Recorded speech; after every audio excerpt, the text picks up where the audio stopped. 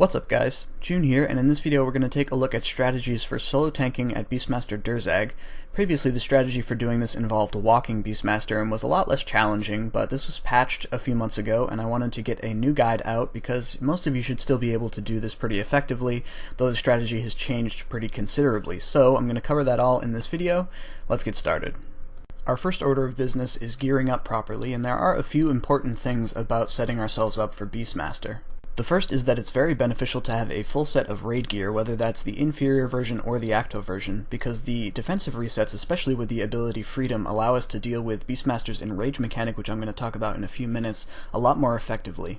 One thing worth mentioning is that although you can do this with any particular attack style, magic is the best option. Beastmaster doesn't actually miss any attacks, but he does have a mechanic that causes attacks that would potentially be blocked to deal half as much damage as attacks that would potentially deal a hit. This makes a really considerable difference in the amount of damage that you take, and so magic should definitely be preferred over the other attack styles if you have the full set of raids gear for that available. The next important part of gearing is your shield choice, and though this is possible with a tier 90 shield, I strongly recommend using a spirit shield in combination with the penance aura, especially for beginners, because the 30% damage reduction makes a dramatic difference and really lowers Beastmaster's KO potential, especially after the pets are dead. Despite the fact that you deal less potential damage using the penance aura than you would with runic accuracy or a similar DPS boosting aura, the spirit shield will cause you to be smited by Beastmaster pretty much every attack after the pets are dead, and the amount of damage that's reduced by that shield makes such a considerable difference in the amount that you need to eat that you're actually able to deal more DPS using the spirit shield and penance than you would, for example, with a tier 90 shield and runic accuracy. The last really vital part of gearing up for this, like everything with the raids, is dreadnips. For the first half of the fight you're going to be on Beastmaster pretty much exclusively by yourself, and the dreadnips add that little extra stall that helps you deal with the Enrage stacks, as well as reduce some of the incoming damage and let you DPS Beastmaster a little bit harder before the rest of your team gets on him. Another good item to have is the Amulet of Souls if you have that available. The passive effect that causes deflect prayers and protection prayers to protect from 10% more damage is really good for helping reduce his KO potential and some of the incoming damage. Aside from those things, you pretty much just want your standard setup with your highest tier main hand and offhand. You want an overload and adrenaline potions, some super restore flasks, some brew flasks, and some rock tails. For your familiar starting out, I really recommend everybody use a pack yak and just fill it with good food like rock tails. However, once you become more experienced with this and you get comfortable with people on your team, especially if everybody on your team has dreadnips, you should be able to adapt to using a steel titan relatively quickly. Before we actually get started with the fight, there's one really important mechanic that we need to understand, and that is the passive Enrage mechanic that Beastmaster has. Every time Beastmaster hits you as his primary target, he will apply a damage stack to you up to a cap of 15 damage stacks, and these have a couple of effects. The first is that each of these damage stacks applies a small bonus to the amount of damage that Beastmaster is able to deal to you. The exact amount of each stack is unknown, but it does stack up, and you will notice a considerable difference if you allow these stacks to accumulate towards the 10 to 15 range. The second and slightly more dangerous effect is that some of the stacks cancel and reset your defensive abilities. For the very first damage stack you receive, you'll have an on-screen notification that says the Beastmaster directs his rage towards you, and then at the 5th damage stack you'll get another on-screen message that says the Beastmaster's rage increases against you, and at this point your defensives are reset and they'll be put on a short cooldown timer.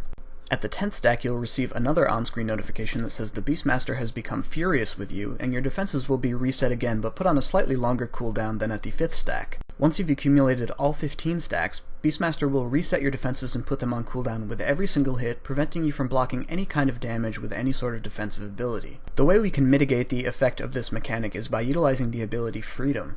Freedom removes half of however many damage stacks you have on you at that time, rounding up. So for example, if you have 4 damage stacks, it will set you to 2 damage stacks. If you have 10 damage stacks, it will set you to 5. If you have 15, it will set you to 7, etc.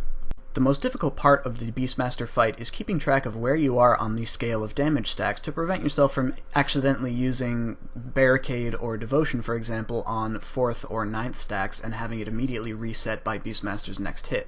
This becomes especially important during the second half of the fight once the pets are dead. When Beastmaster starts punching you for 4,000 to 5,000 damage per hit, you want to keep track so that you can use Devotion or Barricade right after your defenses are reset so you can get the full effect of them while the damage stacks accumulate until the next defensive reset. If all else fails and you're having trouble dealing with all of the damage stacks, you can have a friend provoke Beastmaster off you, and a few seconds after he does that you'll receive a message on screen that says the Beastmaster forgets his rage against you, which is your notification that all of the damage stacks have been removed and you can provoke Beastmaster back and start trying again. When you pass the Horde phase and Beastmaster actually spawns, you want to pop Insight on and voke him down to the southeast corner. This puts him far away from his pets, which adds this passive effect which reduces his attack and increases the number of attacks that he misses against you, which causes them to deal half damage. Depending on your team's strategy, you may have someone who's assigned to remove the charges from the southeast corner, though I personally prefer when people leave them, both because their attacks proc the effect on the raid's armor, which causes your defenses to reset and allow you to use them more frequently, as well as the fact that all of their small hits really stack up revenge stacks and allow you to DPS Beastmaster extra hard. During this portion of the fight, you're likely to be fighting Beastmaster Durzag alone, so it's important to keep a dreadnip on him, but his overall damage is going to be relatively low, and all of the special attacks that he does at this point don't really have any kind of special effect on the base tank. Your primary goal at this point is just to conserve as many supplies as possible while dealing as much damage as you can to Beastmaster. Sipping Brews is plenty to restore HP at this point, and through utilizing Sunshine and Revenge, you can deal a pretty considerable portion of Beastmaster Durzag's HP before your team is actually finished DPSing the pets down and diverts their attention to Beastmaster. Remember not to go too crazy at this point, although you do want to contribute to your team's success by dealing as much DPS to Beastmaster as possible. Your only actual job is to survive the entire kill as the primary tank. So if you find that you're expending huge amounts of supplies at this point in the fight, don't worry about DPSing, just focus on rotating your defenses so that you mitigate all the damage incoming and have supplies left over for the second half of the fight, which is considerably more difficult. Remember as well to try and keep track of the damage stacks. You essentially want to use Freedom the first time around 5 to 10 stacks, and then after that just about whenever it's available, depending on how frequently your defenses get reset by incoming hits. Keep this process up until your team kills the pets, which ideally occurs around 750,000 HP on Beastmaster Durzag, at which point the actual challenge begins. A few major changes occur when the pets die, and the first is that the bomb special attack grows from only throwing one bomb to throwing one bomb for every player, and one of these is generally directed at the base tank.